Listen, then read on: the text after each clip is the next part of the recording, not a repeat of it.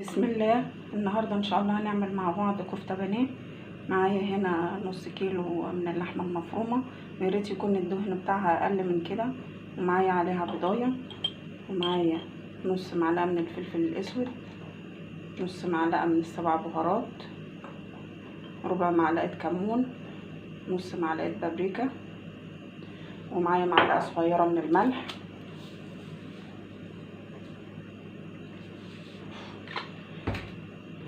معايا هنا نص ربطة كزبرة على بقدونس، ومعايا هنا بصلية متوسطة مبشورة او مفرومة في الكبة، وعصرة المية بتاعتها. هي دي كل الخلطة بتاعتنا. هبدأ اضيفهم واقلبهم كويس جدا مع بعض.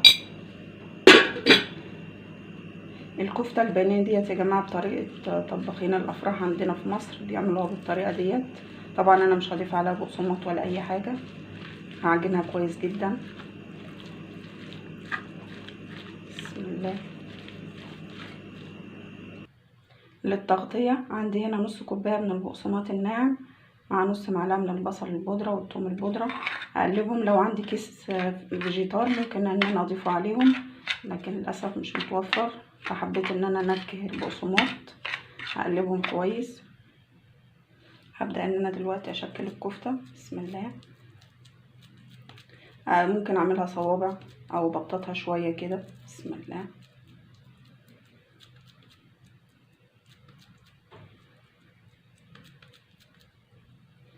انزل بيها في البقسماط واضغط عليها كويس جدا. بسم الله. اضغط عليها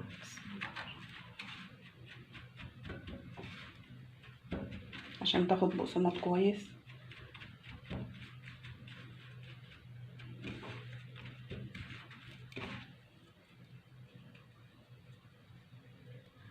او ممكن ان انا اعملها اقراص كده مدورة وابدا انزل بيها برضو في البقسماط. انا هغطيها كلها بالبقسماط وهحطها في التلاجة حوالي نص ساعة عشان البقسماط تثبت عليها قبل ما اعمل لها الخليط التاني بتاع التغطية. ده بالشكل ده. اضغط عليها كويس جدا.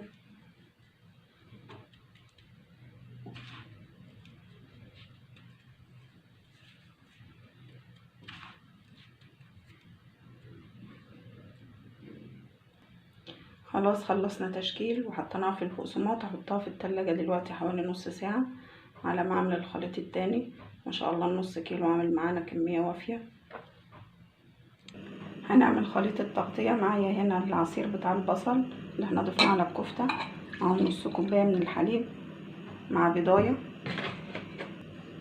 مع رشة ملح حوالي ربع معلقة صغيرة، مع رشة من الفلفل الاسود.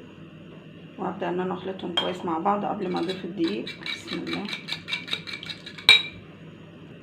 ضفت على الخليط 3 معالق كبار من الدقيق. هبدأ ان انا اخلطهم. اذا لقيت الخليط عايز تاني هضيف له دقيق، بس الاول نقلبهم كده كويس ونشوف السمكة بتاعتهم.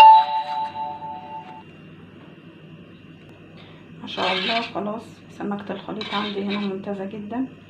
هبدأ ان انا دلوقتي اقلي. انا دلوقتي حطيت الزيت على النار. دلوقتي في فكرة انا بعملها لما اجي اقلي، بحط ورق، اي ورق عندي، ورق جرايد. الورق ده كان بتاع عيش، فبسيبه عندي وبحطه حوالين البوتاجاز كده، بحيث ان اي طرطشة من الزيت تنزل عليه.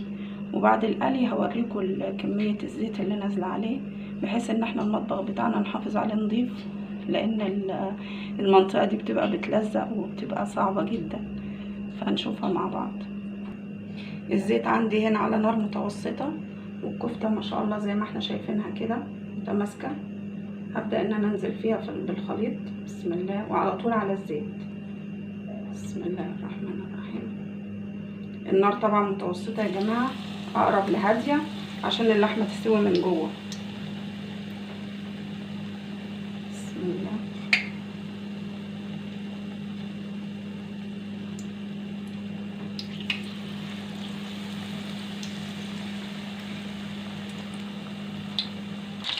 الكفتة بتاعتي خدت اول 5 دقايق على اول وش. هبدأ ان انا اقلبها. بسم الله. واسيبها كمان 5 دقايق بحيث ان انا اتأكد ان اللحمة استوت من جوه.